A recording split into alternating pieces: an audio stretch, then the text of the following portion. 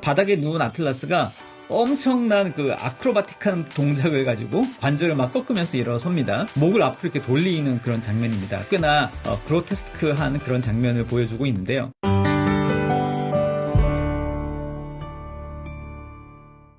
안녕하세요. 이치맨의 한출준입니다. 자, 오늘은 로봇에 관련된 이야기를 좀 나눠볼까 합니다. 자, 지난 수년간 인간을 닮은 로봇, 휴머노이드라고 얘기하죠. 휴머노이드의 대명사는 보스턴 다이나믹스라고 하는 회사의 아틀라스였습니다. 아마 많은 분들 동영상 유튜브에서 많이 보셨을 것 같은데요. 초기에는 돌이 많은 그런 길을 막 걸어 다니기도 하고, 또 발길을 막 사람이 찾는데도 넘어지지도 않고 바로 일어서기도 하면서, 야, 이게 로봇이 사람의 모습을 이렇게 잘 따라 하는구나 하면서 놀랐던 기억이 있습니다. 자, 그 이후에 이 아틀라스라고 하는 휴머노이드 로봇은 점점 더 업그레이드 되어서 점프를 한다든지, 또 덤블링을 한다든지, 춤을 춘다든지, 또 박스 사이를 막 뛰어다니는 그런 수준에 이르기까지 굉장히 많이 발전을 하게 됩니다. 2020년도 12월에는 우리나라 기업이죠. 현대자동차 그룹이 이 보스턴 다이나믹스를 인수했다라는 소식이 전해지면서 또 세간의 화제가 되었죠. 보스턴 다이나믹스가 안정적인 모 기업의 어떤 지원을 받으면 이 로봇에 관련된 발전이 굉장히 또 고속화되겠구나라는 생각도 있었고요. 그런데 AI 시대에 접어들면서 이 보스턴 다이내믹스의 소식이 좀 뜸해진 것도 사실이었습니다. 자, 그러다가 지난주 갑자기 보스턴 다이나믹스의 유튜브 채널에 영상 하나가 올라왔습니다. 영상 제목은 Farewell to HD Atlas라고 하는 제목이었는데요.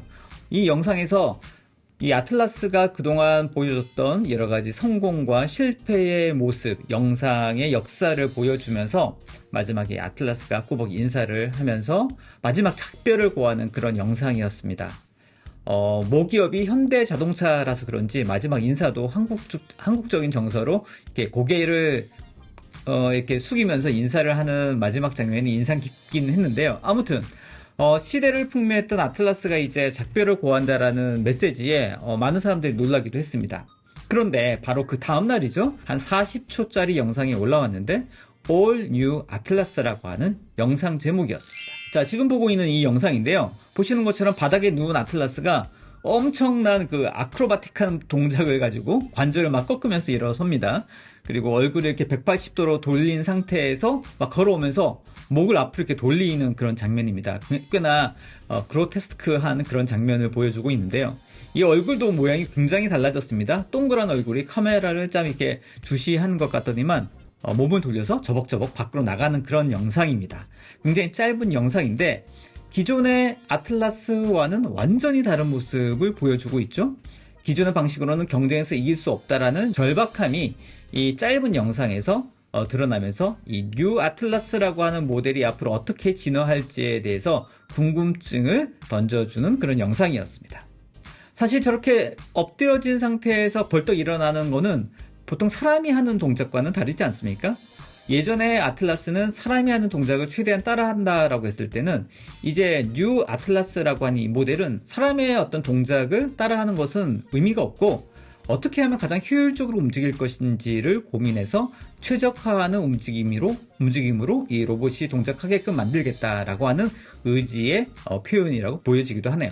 자, 그러면 이 뉴 아틀라스가 어떤 점이 달라졌는지에 대해서 몇 가지 포인트 한번 찾아보도록 하겠습니다.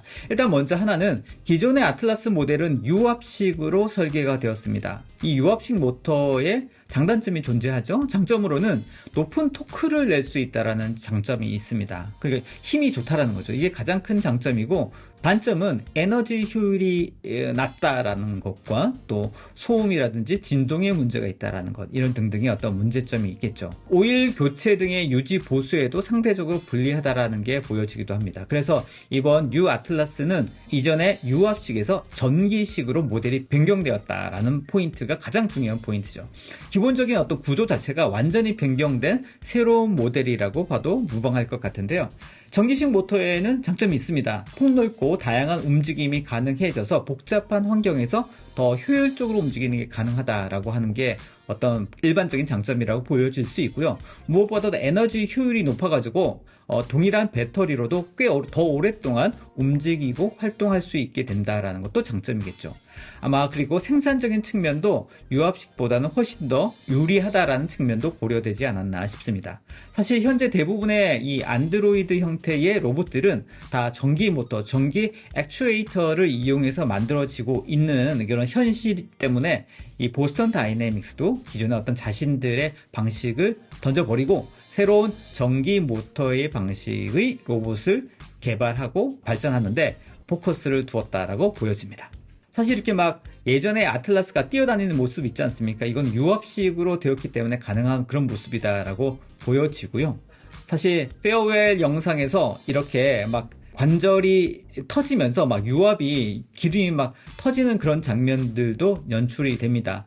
왜 굳이 페어웰 영상에서 이런 고통스러운 장면을 보여주는가라고 싶었는데 바로 이런 문제점들을 해결하고 전기 모터로 변경될 수밖에 없다라는 것을 보여주기 위해서 이런 장면을 애써 페어웰 영상에 넣지 않았나 그렇게 생각이 듭니다. 자, 두 번째 차이는 심플한 핸드 메커니즘입니다. 사실 테슬라의 옵티머스라든지 피규어의 피규어 01 같은 경우에는 이 손가락이 진짜 사람처럼 생기지 않았습니까? 하지만 보시는 것처럼 뉴 아틀라스는 손가락이 사람처럼 생기지 않고 아주 단순한 형태의 메커니즘을 가지고 있는 것처럼 보입니다. 물론 실제로 이 영상에서는 이 손 움직임이 보여지지는 않고 있지만 말이죠. 자, 사실 이전 아틀라스 모델도 핸드 손 모양은 굉장히 단순했습니다. 보시는 것처럼 공 모양도 있고 단순히 물건을 옮기는 형태로 굉장히 바 형태로 굉장히 단순한 형태로 보여지고 있죠. 자, 이건 뉴 아틀라스도 그 목적과 지향점이 분명하다는 것을 보여주고 있다고 생각되는데요. 복잡하고 정교한 손 동작이 필요한 영역은 우리 뉴 아틀라스에는 어울리지 않다 이렇게 생각하나 봅니다. 단순하고 반복적인 작업에 사람을 대신해서 투입하려는 그런 목적이 분명하다는 그런 메시지이죠. 모 회사가 현대자동차 아닙니까? 그러니까 이 자동차 라인에 이 실제로 투입을 해서 실전 테스트를 통해서 이 공장 라인을 사람 대신에 쓸 수 있도록 많이 트레이닝하고 도입하지 않을까 그렇게 생각이 듭니다. 자, 세 번째 특징은 AI 연동과 관련된 부분인데요. 물론 이 짧은 데모 안에는 이 AI와 연동되었다라는 아무런 증거도 없습니다. 하지만 뉴 아틀라스 역시 AI와의 연동은 불가피할 것으로 보입니다. 아까 말씀드렸던 피규어사의 피규어 01도 휴머노이드가 오픈 AI와 협력을 통해서 인간과 막 대화를 하면서 어떤 행동을 하는 그런 모습 이미 인터넷상에 유명하기도 하고 제가 이 영상을 통해서 소개해 드린 적도 있는데요. 휴머노이드 로봇이 AI 지능을 탑재해서 로봇이 훨씬 더 발전하게 되리라는 것은 누구나 상상할 수 있을 것 같습니다. 뉴 아틀라스도 아마 AI를 내장된 모습으로 더 발전하지 않을까 예상이 되는데요. 이렇게 AI가 접목이 되어야지만 현장의 사람들과 협력하면서 새로운 업무들을 빨리 숙지하고 또 익혀나가는 게 가능하다고 생각이 들고요. 뉴 아틀라스에 대해서 말씀을 드렸습니다만 이제는 로봇 전성 시대라고 말씀드릴 수 있을 것 같습니다. AI가 발전함과 동시에 기존의 어떤 한계점에 부닥쳤던 이 휴머노이드 로봇의 발전도 굉장히 가속화될 것으로 보여지고 있는데요. 앞으로 훨씬 더 다양한 로봇들이 쏟아져 나올 것으로 예상됩니다. 5개월 전에 테슬라는 안드로이드 로봇 옵티머스 젠2, 제너레이션 2를 발표했습니다. 걷는 속도도 예전부터 굉장히 빨라졌고 무엇보다도 이 섬세한 작업이 가능하도록 손가락의 움직임이 굉장히 고도화되었던 모습 보여줄 수 있었죠. 외모도 굉장히 훌륭해졌고요. 테슬라는 여러분도 잘 아시다시피 자동차를 생산하는 그런 기업입니다. 엄청난 규모의 생산 라인이 있죠.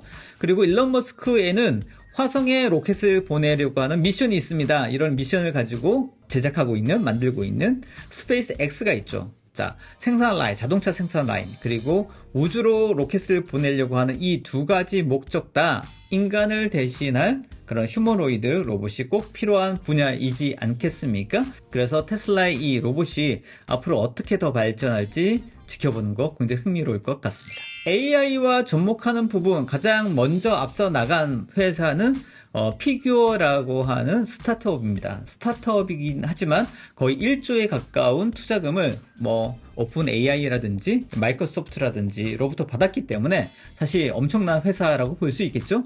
이 로봇 기업 피규어는 휴머노이드 로봇에 오픈 AI를 접목한 피규어 O1이라는 것을 선보여서 이 영상을 통해서 사람과 아주 자연스럽게 얘기하고 그 대화를 통해서 미션을 수행하고 있는 그 로봇의 모습을 보여줬습니다. 중국 회사 바이두도 유비텍이라는 로봇 기업과 함께 피규어 O1과 비슷한 형태의 로봇을 선보여서 자신들도 결코 뒤지지 않고 있다라는 모습을 보여주기도 했죠.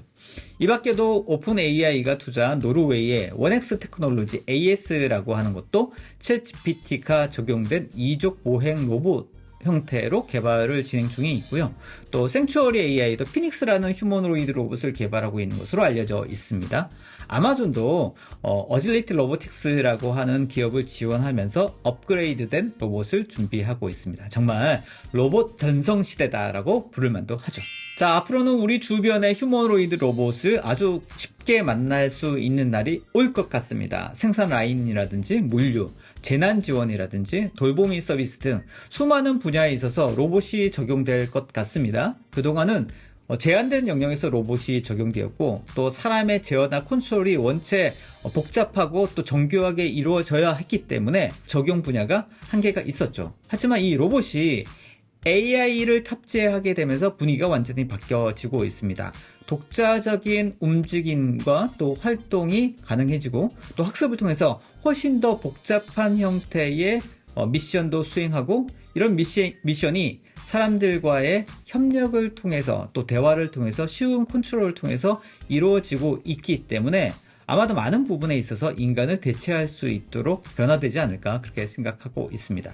단순하고 반복적인 분야를 시작으로 해서 점점 복잡하고 어려운 영역에까지 아마 이 로봇의 활용은 점차 늘어나지 않을까 생각이 되고 있고요.